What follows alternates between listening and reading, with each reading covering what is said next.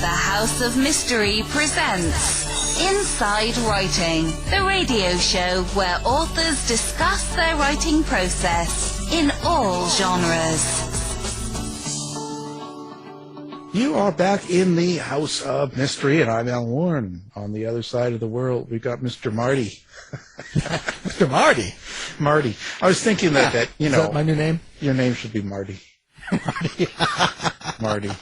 It's Marty. Well, that is kind of a Boston name, maybe. Yeah, Boston. Yeah, Boston. Mr. Marty. Well, actually, so it was your birthday. You got lots of people saying happy birthday and cheers to you, and of course, not me. That's right. I tell you, I'm sorry. I was out of Was time. it your birthday too? No. Yeah. No, I don't even know when my birthday Beatles is. song, sorry. Yeah, I know. Yeah, and you're in the writers' finals for the Hubbard thing. Yeah, I made semifinals. Well, there you go. They sent me a certificate and all that stuff. That's pretty exciting. Yeah. Yeah, it's cool. Make your nipples hard? It did. Well, They still are. Yeah. Well, that's really exciting because then you don't have to be a Scientologist either. No, it's separate. It's separate. I was just trying to get me in trouble. That's what's going on. Yeah, they're going to be knocking on your door.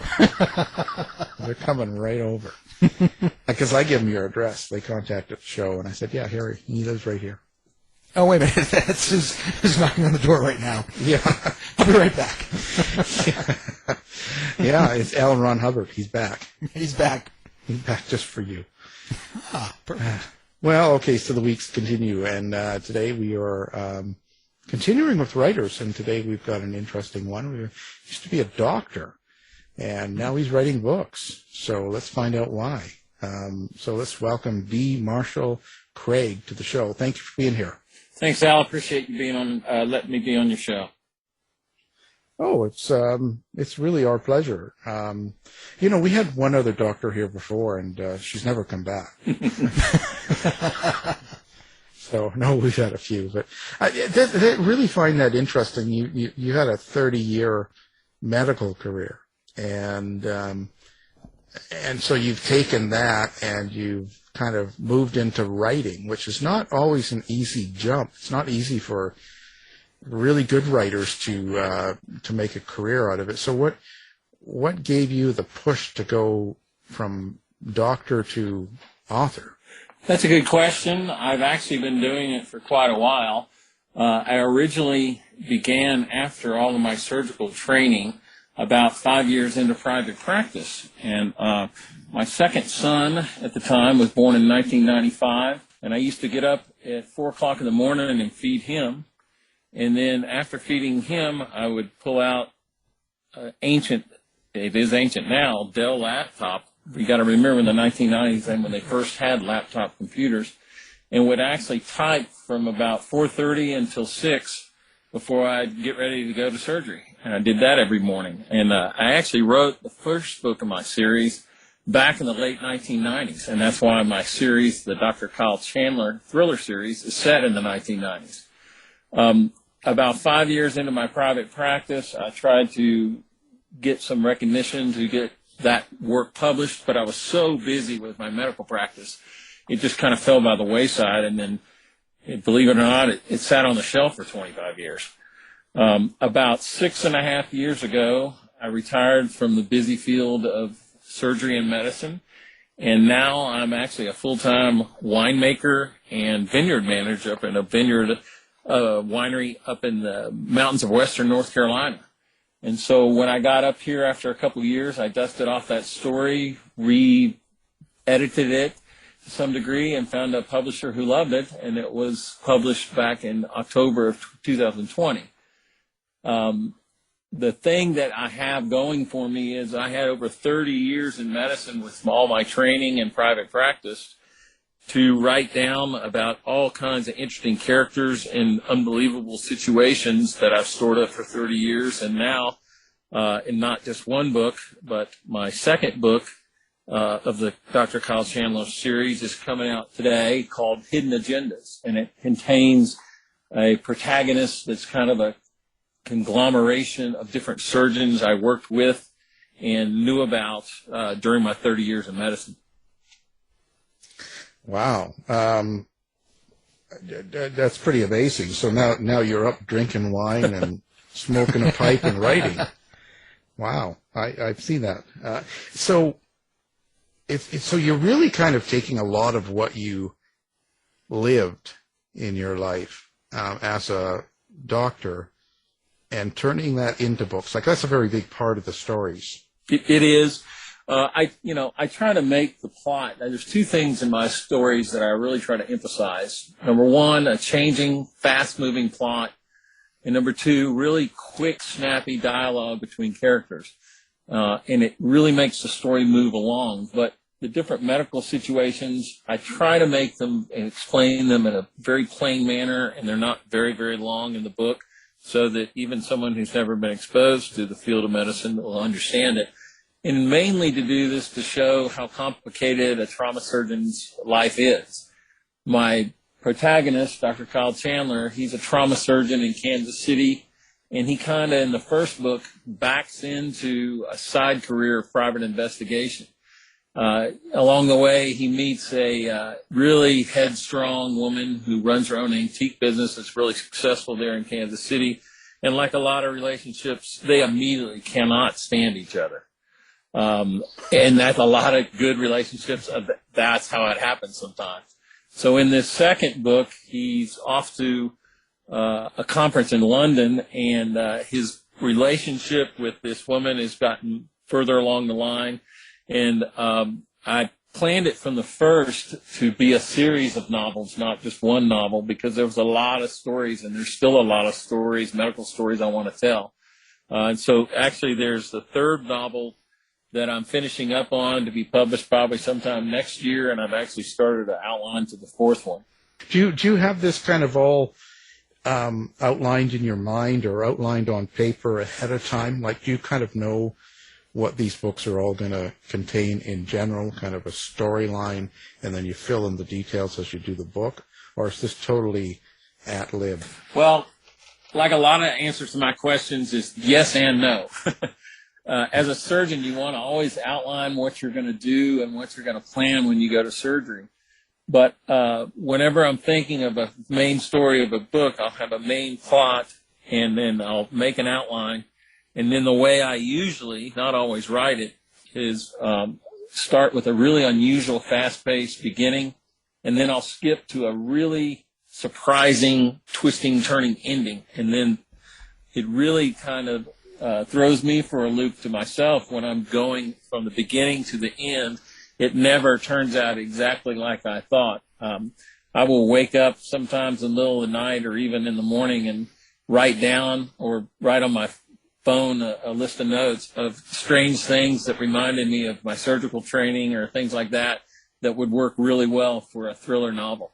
Well, I'm wondering, after so long a time in between, when you came back to your first novel, did you have to alter the plot because of the change in technology and just everything that had happened? Were there a lot of things that you had to kind of exercise from that, or were you just able to just maybe update the technology a little bit and go from there? Well, the part about the technology, I did not need to, because all of my stories are set in the 1990s. And you got to remember, in the 1990s, there was no internet. There were no cell phones. My two sons can't believe I actually grew up without a cell phone, how I actually lived and breathed.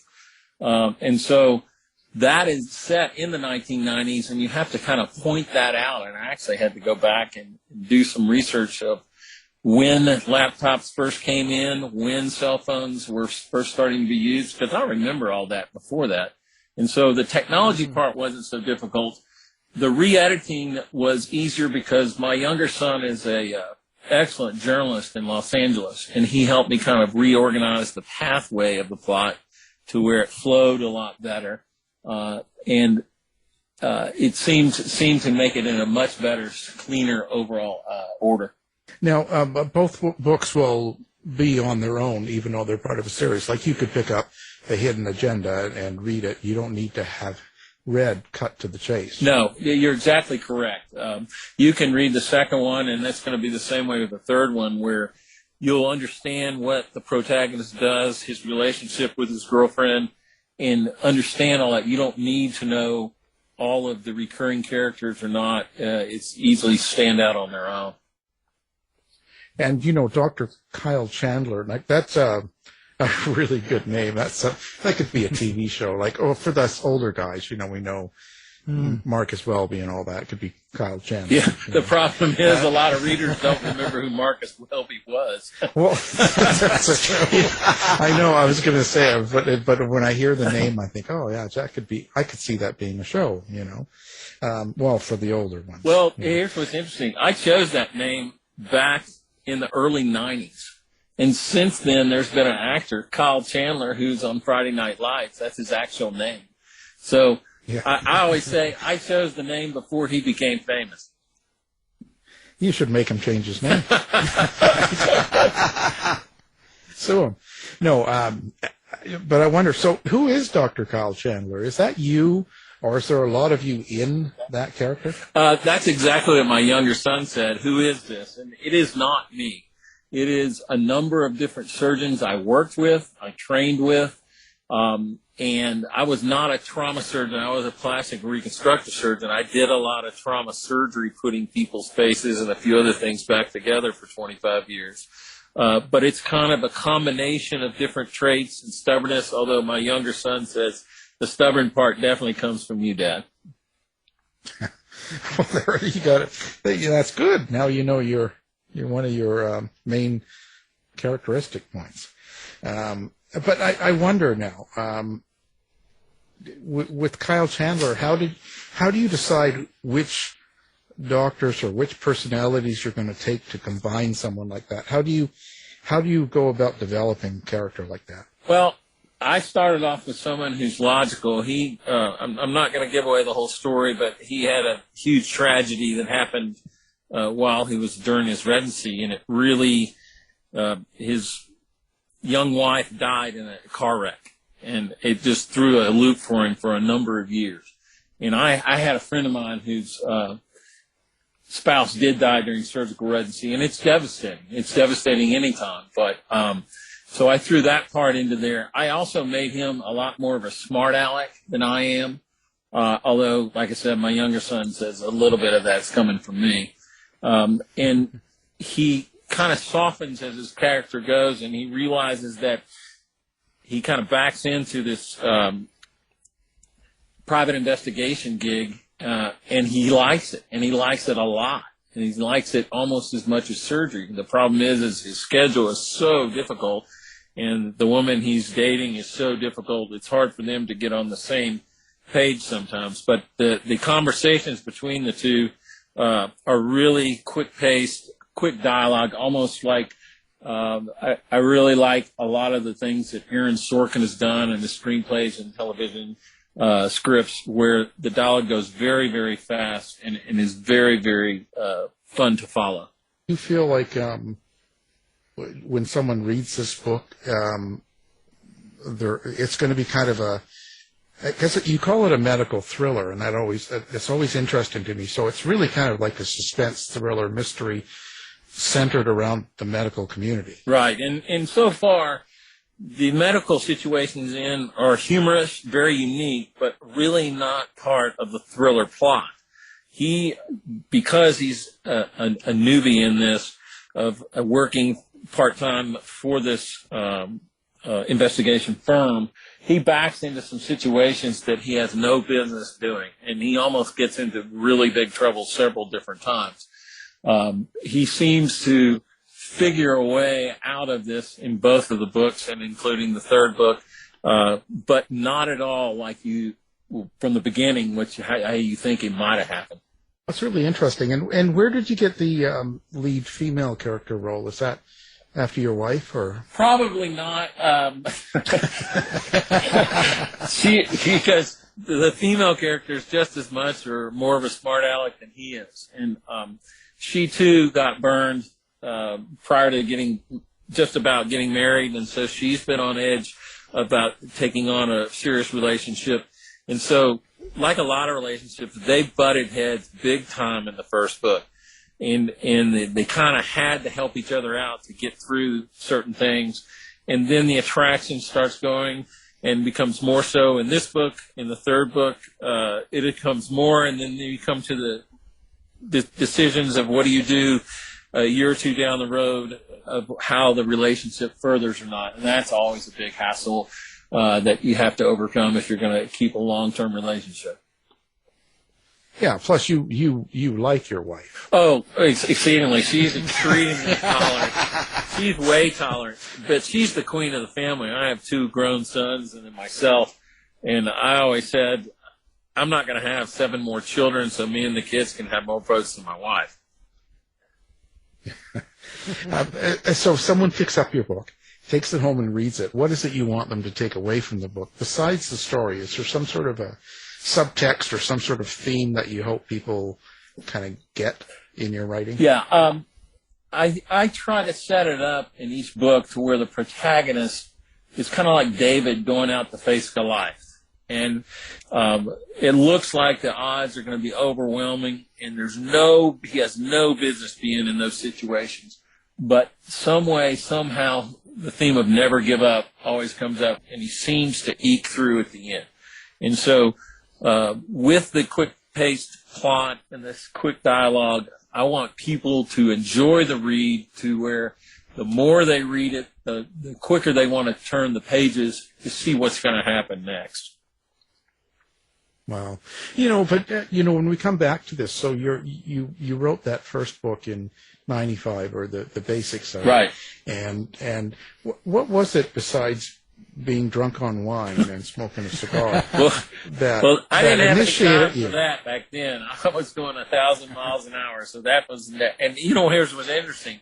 I'm a winemaker and a vineyard manager, and I really don't have time to drink that. I've got too much to do. Yeah. No, I know. I'm surrounded by wine people, so I know what you mean. Well, I'm wondering, too, kind of in the same vein, what was it like coming back to writing after the absence? Was it difficult to get back in the flow, or did it just feel natural, and did you just pick it right back up? Well, it's interesting because, in several interviews I've done, they've talked about writing habits and writer's block, and I don't have writer's block, but it's sometimes when I sit down at the keyboard, it's just not there. And if so, I try not to force it. But there's other times when I'll have ideas I've jotted down, and I'll come back later and have a fresh point of view. And for some reason, it kind of gets things going. A lot of the times, I'll have an outline, and there's 5 topics there, and the 4 that I thought I might want to write about, I have no business writing about. And the 5th one, just ideas start flowing, and it just starts typing, and before I know it, 2 or 3 hours have gone by. And so that doesn't mean everything I write, it stays by any means, because once you start putting it together, a lot of stuff gets cut out and realizes that's not going to help out in the plot. And so, but I do like to be away from other people, but when I'm doing this, but a lot of times there'll be noises going on in the background, and I really can't even hear them. Right. Well, yeah, and you probably take the same work structure that you had as a surgeon for 30 years and put it towards writing. I do. The one thing that writing has done, particularly over the last couple of years since I do it more and more each week, is my thought structure for 30 years in medicine, it's pretty well set where you have a problem and you're trying to get to a solution to the problem. And you need to have multiple alternative methods to get to the solution. Here in writing, there's a whole lot less constriction, and things that you think may not contribute toward it may be a wonderful way of taking a different viewpoint of it. So it's really opened up kind of how I express myself rather than within a confined structure as I did in medicine for 30 years.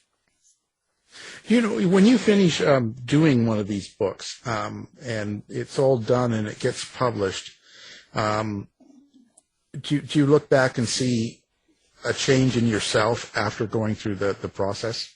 I do. I realize, you can always get better, and just like any other thing or semi-perfectionist, I could have done that a little better, or maybe if I had changed this. But once after I spend about 3 months hassling with the editors, which are wonderful at my publishing house, we have a series of 3 editors we go through, and so you start fighting tooth and nail back and forth of what you think just needs to stay in and get out. Once it gets finished, and I actually just move on to the next one. I really do. Yeah. No, editors are awful. I kill them off all the time. Come on. Well, here's the thing, too.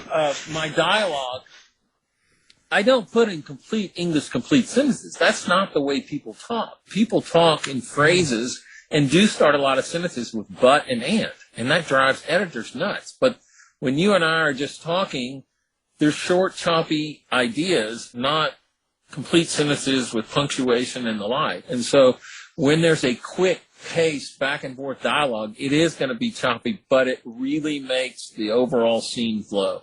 Yeah, it makes sense. Do you, at this point of time, political correctness and stuff, do you worry about how the dialogue goes between the people? Because you're writing in the 90s, so things were a little bit looser in that sort of term, right? People were freer with words, let's say, and there was less backlash than there is today. So do you concern yourself on how you have your characters talk to each other? I'm trying not to purposely get into some difficult political situations.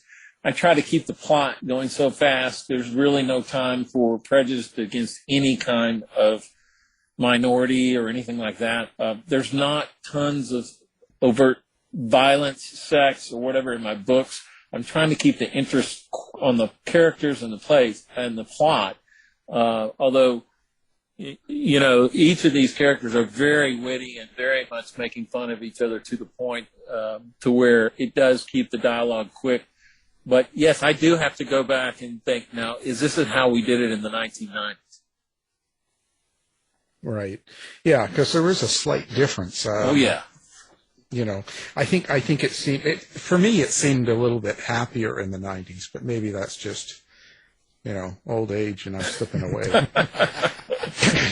But it seemed a little bit happier. But, so with medical thriller and again, with the current climate, with, people that kind of are, like the doctors and the media are the enemies.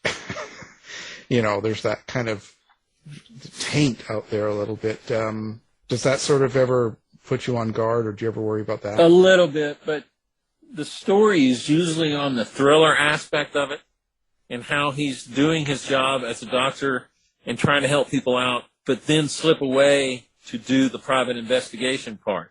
And so there's less emphasis on the technical medical aspects of it, although it is all correct. And none of the procedures or anything like that are fabricated or anything of that sort. It is more emphasis on the thriller component part, and as the story progresses, how Kyle Chandler is going to get out of the difficult situations he's put himself into. Yeah. So did you always want to be a private investigator yourself? I didn't, but I always did like suspense, thriller, murder, mystery novels of sorts.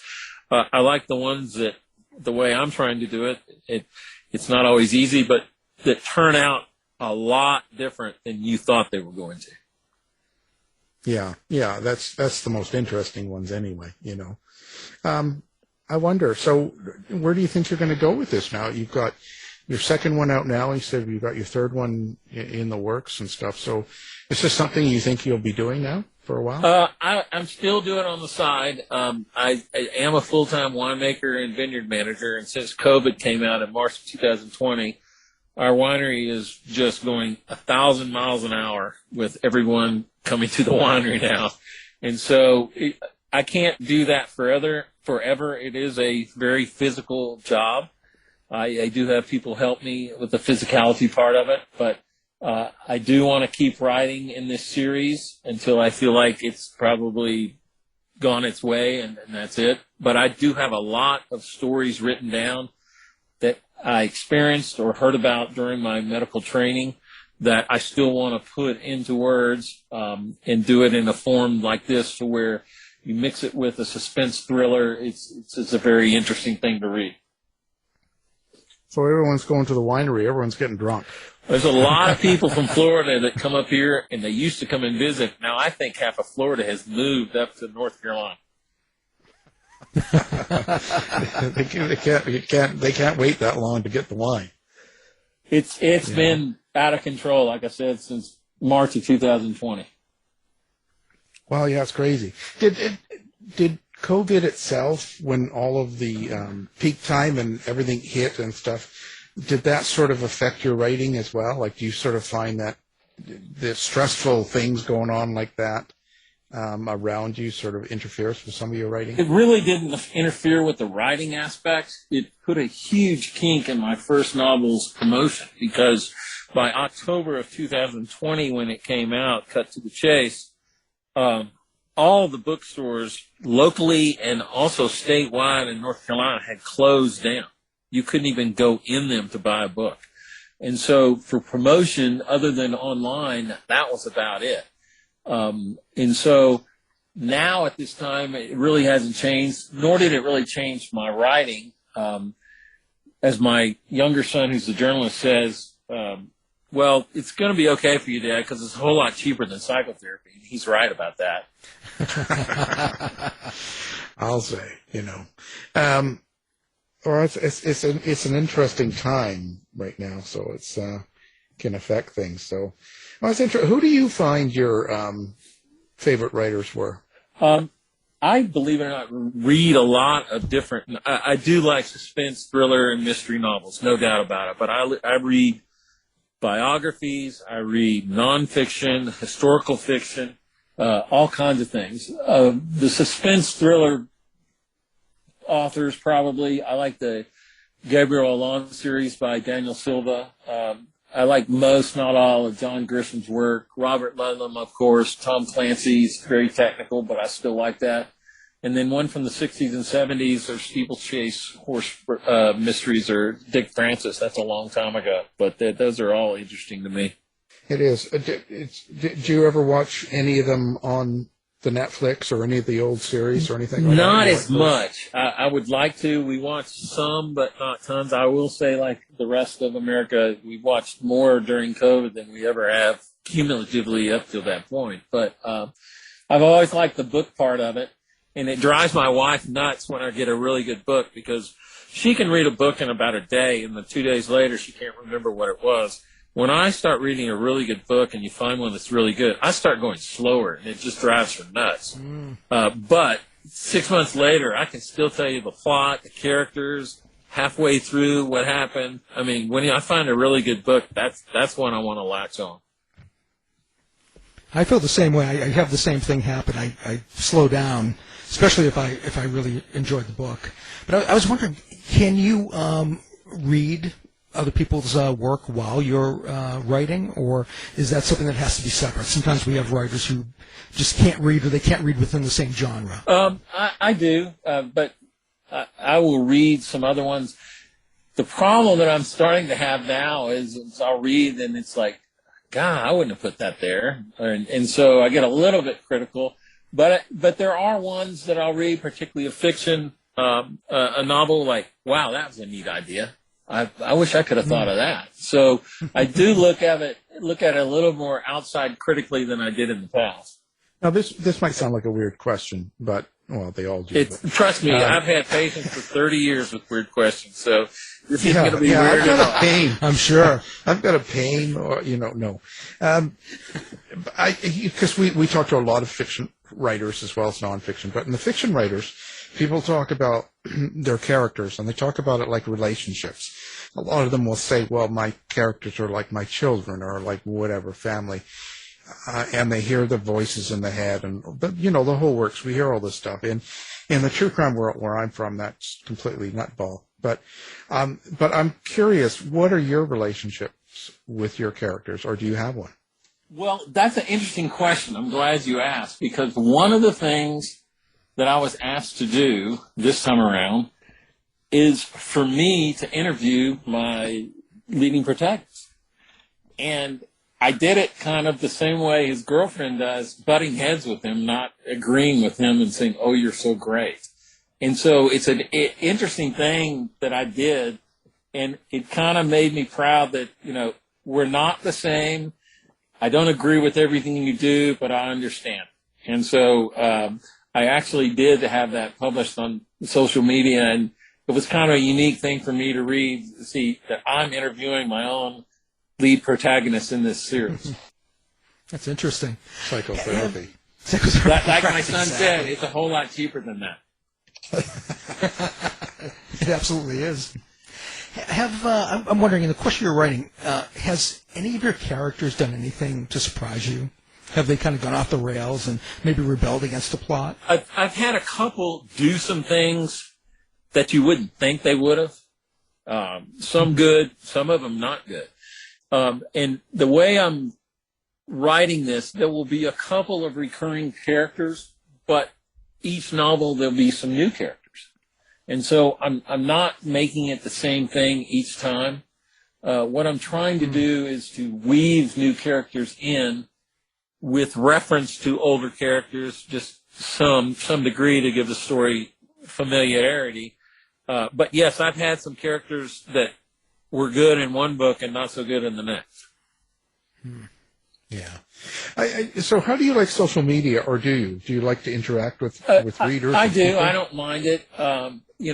During my years in medicine, I basically did not have time for it. It's no way it's going to happen. But I do like interacting with it to some degree. Do I sit there and check my phone all the time? No. And, I get to it a couple of times a day and do the best that I can on it.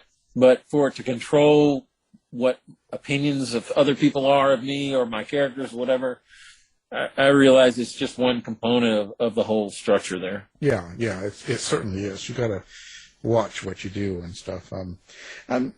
So how do people get a hold of you, or how do you like people to get a hold of you? Is it social media, or do you have a website? Both, yes. My website is D Marshall with two L's, Craig, Craig, books.com. So it's dmarshallcraigbooks.com.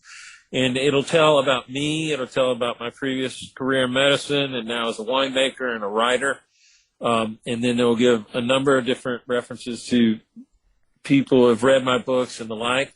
One humorous article that was on for a while, I don't know if it still is on, is, as I told you, my younger son is a journalist in Los Angeles. And I never told him all the time he was growing up that 25 years ago I wrote a book.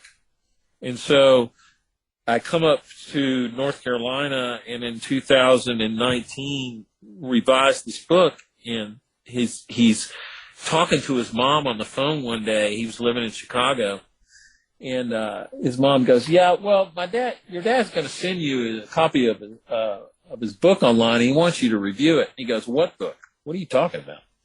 And so he said, "Oh, well, I didn't tell you 25 years ago your dad wrote a thriller novel." And he's a journalist, and he got a master's in journalism at Northwestern. And so I had never told him, and he was just astonished, and he couldn't. So I sent it to him, and he did a great job editing of it, of that sort. Back to how you can get a hold of me on Facebook and Instagram. It's at D Marshall Craig Books. Of course, and we'll have that up on our website so people can find you with one click. You bet. Then the way of the world. Yeah. To purchase the books, there's links on my website to all different kind of retail sites where you can purchase the book. Yeah, and we'll have that up too. So, do doctors make bad patients? That's what I hear. Oh, doctors are the worst. I'll tell you that right now. And then I'm not going to stick up for my gender.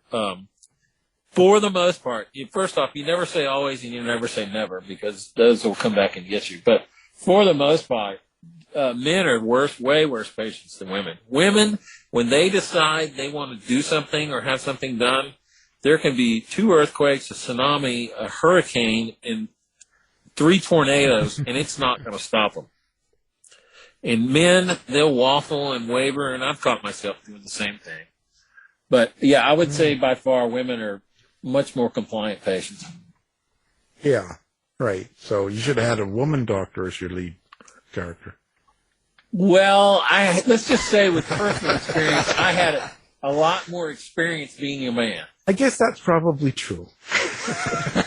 Well, you know what they say, and the best advice I've been given is write what you know, and that's what I know. So, Well, there you go. You hear it here first. Well, it's been a great conversation. The book we are talking about is called Hidden Agendas, and it's a Dr. Kyle Chandler thriller book 2. And the guest is the author, D. Marshall Craig. Thanks for being here. Al, David, I appreciate it. Thanks for letting me be on the show. Thank you. To find out more about our show, guests, or to listen to past shows from our archive, please go to www.houseofmysteryradio.com. Show's over for now. Was it as good for you as it was for me? Well, good night. This has been a production of Something Weird Media. I'll be back.